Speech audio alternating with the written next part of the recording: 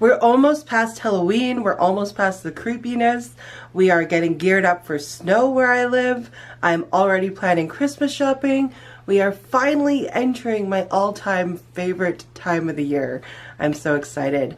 Hey everybody, welcome back to another video. Today is going to be my October wrap-up, but I do have a quick couple little housekeeping things to talk about before we get into that. So as you know, we are entering into November, which is NaNoWriMo. For those of you who don't know what NaNoWriMo is, that is National Novel Writing Month. We set aside the month of November to write 50,000 words or a novel. In my previous video, I did say 500,000 words, which is a big error. That is not the word count amount. I'm sorry, so I'm correcting that here. I did correct it in the information box down below on that video. Also in my video of Maud, my review of Maud, I said St. Albert, Saskatchewan. And then later on in the video, I finally corrected it and said Prince Albert. But I just wanted to correct that again. It is Prince Albert, Saskatchewan, not St. Albert, Saskatchewan. And again, I found that in editing and it was too late to go back and correct it. So those are fixed. So going back to NaNoWriMo, because I'm doing NaNoWriMo for the first time ever, I am going to do a few different things here on my channel video scheduling wise. So I want to do writing vlogs or nano vlogs, but because I'm really busy with work and stuff and it's just killer with my schedule, but I still want to do that. So I might not get as many words or as much done in my novel as I want, but I still want to document what I am doing for you guys.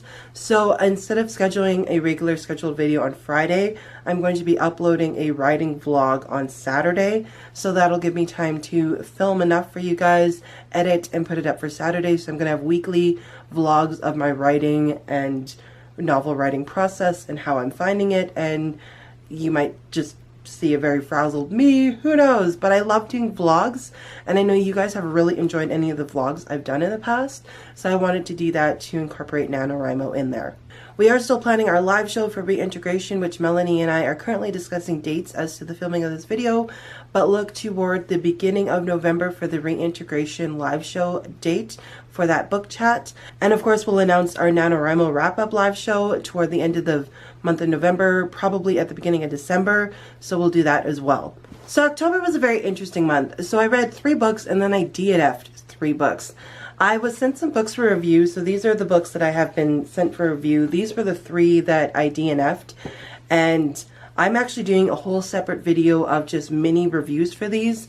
Because I was sent these for review, or I requested them for review, I wanted to make sure I gave a good solid effort before I decided I didn't like the book. So I forced myself, or made myself, read at least 100 pages. And if I wasn't convinced that I was pulled in, connected, or drawn in, or wanted to continue the story by 100 pages, then I would DNF the book. If I was finally pulled in and I wanted to know what happened, then I would keep reading the book. But unfortunately, by 100 pages for all of these, I ended up DNFing them. But I'm going to be doing a separate video on just mini reviews on these, why I DNF'd them and why I didn't like them, because I still want to be responsible with the books that I have requested and received from publishers to do at least some sort of a review for them and let you guys know why I didn't like them and why I DNF'd them. As for the books I read, they were pretty interesting mix. I have 2 5-star ratings and 1 1-star rating, and 2 of them were audiobooks and 1 of them was me physically reading. The first audiobook I listened to this month was The Butterfly and the Violin by Christy Cameron. I really enjoyed this book. A lot of you guys recommended this to me when I did my World War II book recommendations video, so a lot of you guys recommended this one. So I took you guys up on it and I picked up both of the books in this, I think it's the Masterpiece, yeah, A Hidden Masterpiece novels. So I picked up both of these in that duology and I really enjoyed this one. The audiobook was free on Hoopla.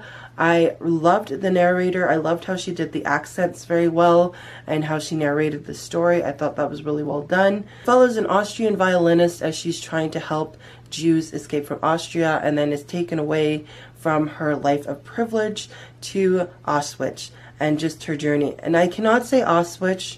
I'm very sorry. I have had speech problems in the past as a kid, and that is one word that I cannot say. And I also do not have a German accent, unlike my mother. So I can't say that. So if it sounds wrong, it probably is.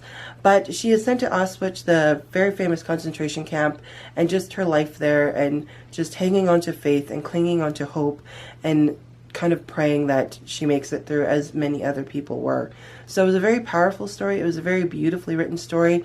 In the meantime, between that story of this young Austrian girl, we're also following a modern day couple and their search to find this painting of this young violinist and find the mystery behind and unravel her story, as well as find this missing masterpiece. As for the story, I really enjoyed the part in Austria and Auschwitz and how that was written and the characters there. I didn't mind the modern day characters, although I found their relationship really rushed, really convenient, and really tropey. It was just very convenient that they would fall together, and I predicted everything, so I didn't really like how fast their relationship was kind of mushed all together. I did like how it ended, I guess, but still it ended really conveniently for me and just really perfectly wrapped up for them. As for the couple that took place during World War II in Austria, their story was very beautiful. I really enjoyed that romantic story and their ending and just what they went through together, and so I really enjoyed that aspect of it.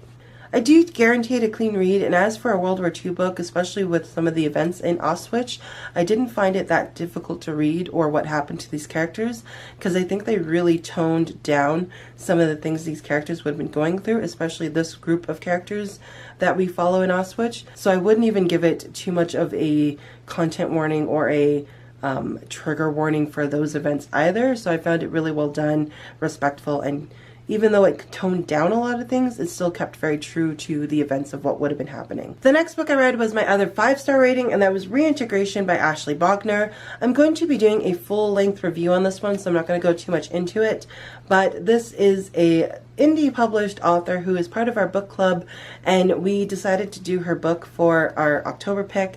I really enjoyed it. If you guys are fans of Anomaly by Kristen McGee, then you will adore this book. You will love this book as much as you loved Anomaly.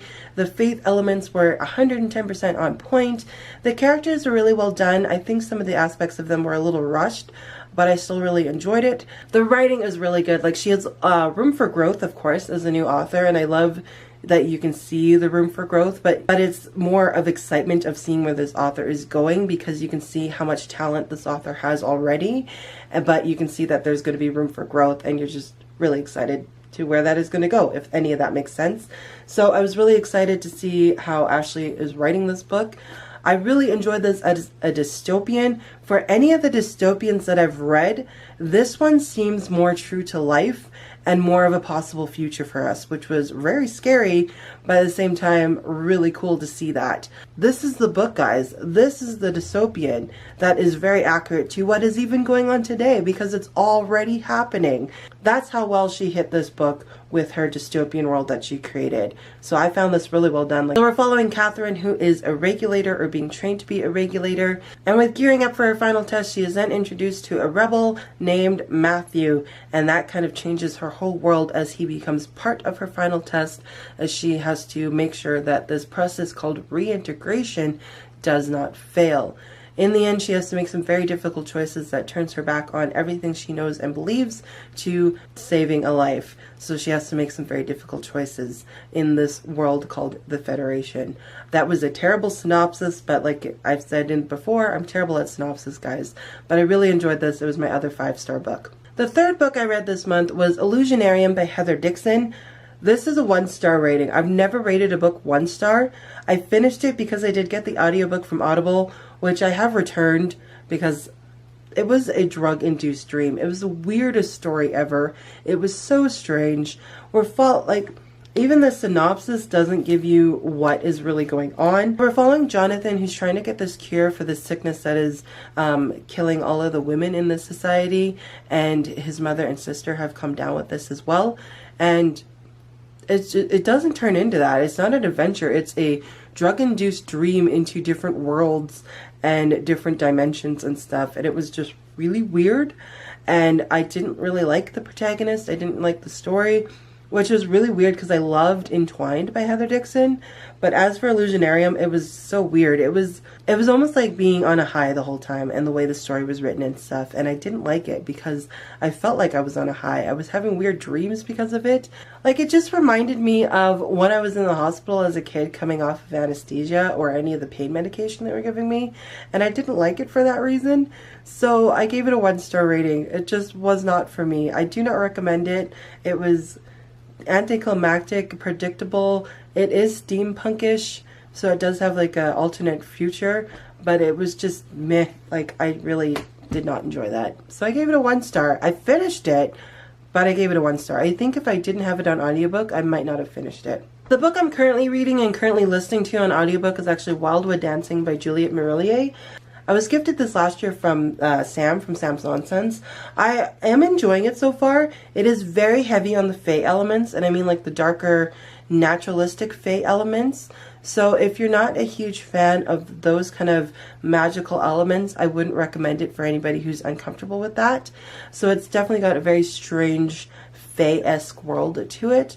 I am kind of enjoying it. I am going to finish it for sure because I want to know what happens. And her writing is really incredible, and I really enjoy having it read to me as well. The accents are really cool with the audiobook and the way they're pronouncing the names and stuff. So I am really enjoying the audiobook of this. So I'm about 120 some pages in. Like I said, if I don't get 100 pages into a book and like it, I DNF it, but I'm really enjoying this one so far, so I'm going to continue that. But I didn't finish it in time to wrap it up for you guys. That was my reading month for October. I ended up getting sick. I ended up working 52-hour weeks between both jobs and was just really wiped out. I picked up another audiobook just because I was so exhausted by the time I got home to read anything physically. But I just wanted to keep reading, and I wanted to relax and unwind as well, so I just picked up an audiobook. But that was pretty much it for reading month. Plus I had all of those books I ended up DNFing just because I didn't like them. That's just how it's going to be. But like I said, I'll do a separate mini review video for that one. So I hope you guys enjoyed this video. Let me know in the comments below what your favorite book for the month of October was. I like hearing your guys' favorite books. It also gives me really good suggestions when you talk about your favorite books, because I think it's just great to share books with one another. And as always, guys, thank you so much for watching. I'll see you next time. Bye!